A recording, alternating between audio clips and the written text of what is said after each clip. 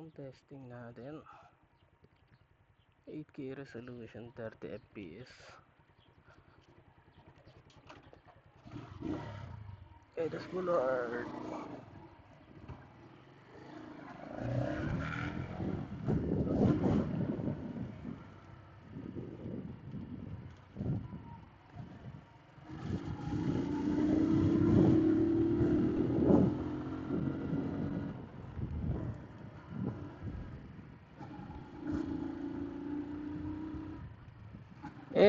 Hindi ko naman naririnig niya ka.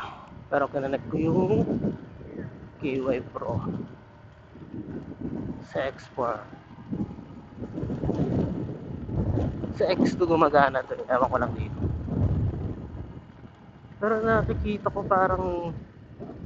pala dito sa X4 kung naririnig yung mic.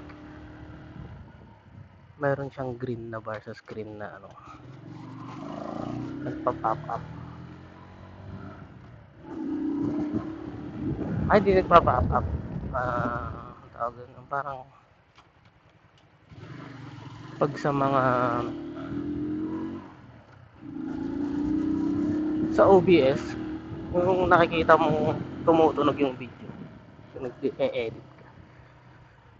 Parang ganun.